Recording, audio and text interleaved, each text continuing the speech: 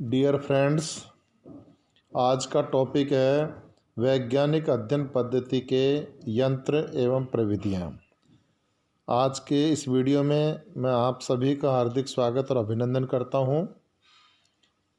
व्यक्तिगत अध्ययन पद्धति के यंत्र एवं प्रविधियों के बारे में आज हम विस्तार से चर्चा करेंगे कि जो केस स्टडी मेथड है उनकी कौन कौन सी टेक्निक्स हैं जिसके द्वारा हम केस स्टडी को पूरा करते हैं। उनका अध्ययन पद्धति के आधार पर उनका हम अध्ययन करते हैं। तो व्यक्तिगत अध्ययन पद्धति के द्वारा किसी एक सामाजिक इकाई का गहन एवं सूक्ष्म अध्ययन किया जाता है।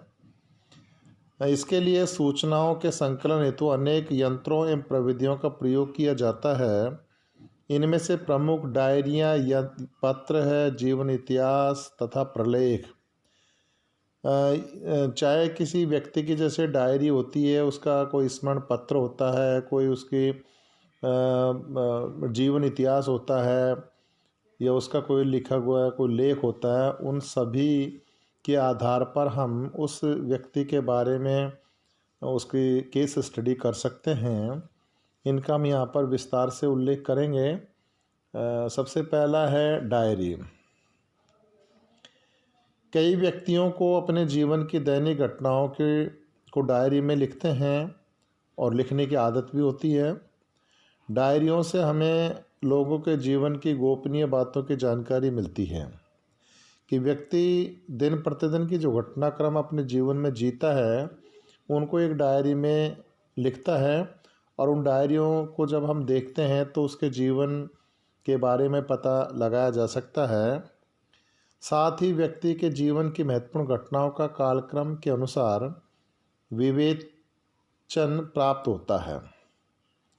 डायरी से हमें प्रमुख घटनाओं का वर्णन, आय व्यय के आंकड़े, महत्वपूर्ण पते एवं विभिन्न विषयों पर व्यक्ति के विचार आदि ज्ञात होते हैं।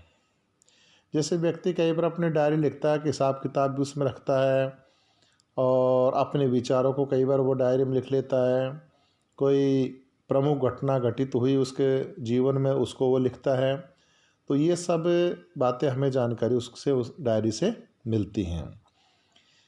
ये व्यक्ति के व्यक्तिगत अनुभवों को भी प्रकट करते हैं कि व्यक्ति का अनुभव कैसा रहा, वो डायरी से प्राप्त होता है। उसे हम साक्षात्कार एवं अन्य विधियों द्वारा भी ज्ञात नहीं कर सकते। इस प्रकार डायरियाँ व्यक्ति के जीवन के वास्तविक तथ्यों को भी उजागर करती हैं। इनके द्वारा व्यक्ति की भावनाओं, गोपनीय तथ्यों, किसी विषय के बारे में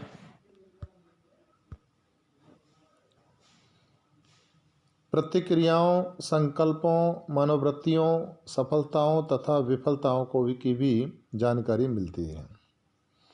इसके बाद है लेटर्स, पत्र। पत्रों के माध्यम से व्यक्ति अपने भावनाओं एवं विचारों का आदान प्रदान करते हैं। पत्र कई बार व्यक्ति के एक विषय पर उसके दृष्टिकोण का चित्रण करते हैं। पत्रों के माध्यम से एक व्यक्ति के दूसरे व्यक्ति के साथ संबंधों का ज्ञान होता है। पत्रों के अंतर्गत व्यक्ति के जीवन की अंतरंग सामग्री भी उपलब्ध होती है जो कुछ निश्चित तथ्यों पर प्रकाश डालती हैं। पत्रों में जीवन की कुछ वास्तविक घटनाएं भी लिखी जाती है। पंडित नेहरू ने श्रीमती इंदिरा गांधी को पत्रों के माध्यम से ही भारत और विश्व इतिहास की अनेक घटनाओं का ज्ञान कराया था। ये पत्र पहले पिता के पत्र, पुत्री के नाम और बाद में विश्व इतिहास की एक झलक शीर्षक से पुस्तकों के रूप में प्रकाशित हुए। पत्रों के माध्यम से हम व्यक्ति के मनोभाव, मित्रता, शत्रुता, प्रेम, घृणा, आशा, निराशा, जीवन के मूल्य, तनाव, विश्वास और महत्वाकांक्षाओं को ज्ञात कर सकते हैं। महापुरुषों के पत्र उनकी मृत्यु के पश्चात भी प्राचीन संग्रहालयों में उपलब्ध होते हैं। यदि हम व्यक्ति के जीवन के बारे में वास्तविक एवं महत्वपूर्ण अनुभवों एवं विचारों को जानना चाहते हैं तो उसके द्वारा लिखे हुए पत्र एक महत्वपूर्ण साधन हैं। जीवन की कटु अनुभूतियों एवं मधुर स्मृतियों की वास्तविक एवं विश्वसनीय जानकारी हमें पत्रों के माध्यम से ही मिल सकती है। इसके बाद जीवन इतिहास, लाइफ हिस्ट्री, व्यक्तिगत अध्ययन में सर्वाधिक महत्वपूर्ण सूचना स्रोत जीवन इतिहास है। इसके अंतर्गत जीवन से संबंधित लिखित तथ्य होते हैं, जिनमें घटनाओं की श्रृंखला, उनका समूह तथा सांस्कृतिक मूल्यों के साथ संबंध ज्ञात होता है। इसमें व्यक्ति स्वयं अपनी भाषा में अपने जीवन की घटनाओं तथा अनुभवों का वर्णन करता है। इसमें जीवन के विकास का ऐतिहासिक वर्णन मिलता है। जीवन इतिहास को परिभाषित करते हुए जॉन मेज ने लिखा कि जीवन इतिहास का तात्पर्य विस्तृत आत्मकथा से है, परंतु व्यावहारिक अर्थ में इसके अंतर्गत किसी भी जीवनी संबंधी सामग्री को सम्मिलित किया जा सकता है। एक जीवन इतिहास में प्रधानतः निम्न बातों पर प्रकाश डाला जाता है, जिसमें सबसे पहला है पारिवारिक पृष्ठभूमि, दूसरा है वे पारिवारिक दशाएं एवं घटनाएं जिन्होंने व्यक्ति के जीवन को प्रभावित एवं परिवर्तित किया। इसके बाद परिस्थितियों के प्रति व्यक्ति की प्रतिक्रिया का विश्लेषण। इसके बाद जीवन की महत्वपूर्ण घटनाएं जिन्होंने व्यक्ति को प्रेरणा एवं प्रोत्साहन दिया अथवा व्यक्ति के जीवन में निराशा उत्पन्न की। संपूर्ण जीवन के अनुभव भी इसमें शामिल होते हैं। प्रभावशाली व्यक्ति, व्यक्ति की मनोवृत्तियाँ तथा आशाएं। इसके बाद अंत में तात्कालीन परिस्थिति के अनुसार भविष्य के प्रति व्यक्ति की धारणा।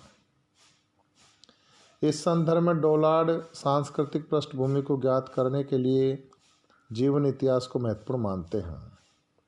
इस प्रकार जीवन इतिहास अपने जीवन की घटनाओं के प्रति स्वयं व्यक्ति का एक ऐच्छिक वर्णन है।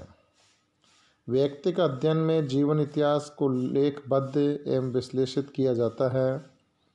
इनके द्वारा सामाजिक व्यवहारों के बारे में पर्याप्त जानकारी मिल सकती है।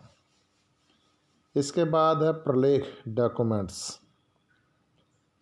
डायरी, पत्र तथा जीवन इतिहास के अतिरिक्त व्यक्तिगत विषयों के अध्ययन में कुछ अन्य स्रोतों जैसे व्यक्तिगत प्रलेखों आदि का भी उपयोग किया जाता है।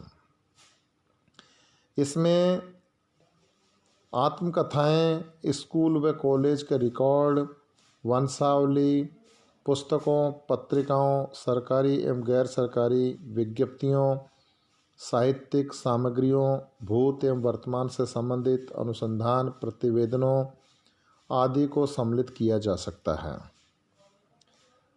आलपोर्ट ने इसके बारे में ये लिखा है कि ये व्यक्तिगत प्रलेख आत्मदर्शन करने वाले ऐसे तथ्य हैं जो इच्छापूर्वक अथवा अनिच्छापूर्वक लेखक के मानसिक जीवन की संरचना, गत्यात्मकता एवं कार्य करने के बारे में प्रत्यक्ष सूचनाएं देते हैं।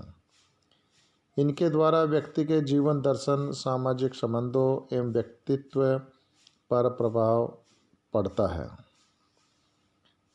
व्यक्तिगत प्रलेखों के अतिरिक्त कुछ अन्य स्रोतों से भी व्यक्ति के अध्ययन विषय के बारे में जानकारी प्राप्त की जा सकती हैं।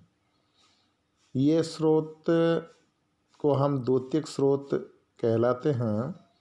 इनके अंतर्गत सरकारी रिकॉर्ड, पुलिस तथा न्यायालय के रिकॉर्ड, जनगणना रिकॉर्ड, बीमा रिकॉर्ड, आयकर रिकॉर्ड, प्रकाशित साहित्य, मित्रों एवं संबंधियों से साक्षात्कार एवं अवलोकन आदि को इसमें सम्मिलित किया जाता है। इनके अतिरिक्त संस्मरण केस से संबंधित वंशावली, फोटोग्राफ्स, एल्बम, नक्शे, चार्ट, प्रमाण पत्र, समाचार पत्रों में छपी खबरें आदि भी व्यक्ति के बारे में महत्वपूर्ण सूचना का स्रोत है। इस प्रकार हम जब केस स्टडी करते हैं तो इन प्रविधियों का सहारा लेते हैं कि किसी भी अमुक घटना के बारे में या किसी एक व्यक्ति के बारे में जब हम केस स्टडी करते हैं तो ये इनको आधार माना जाता है। ये इनकी अध्ययन की टेक्निक्स हैं, जिसमें डायरी, पत्र, जीवन इतिहास, प्रलेख आदि व्यक्तिगत अध्ययन पद्धतियों की प्रविधियां मानी जाती हैं, एक यंत्र माना जाता है। धन्यवाद छात्रों। जय हिंद, जय भारत।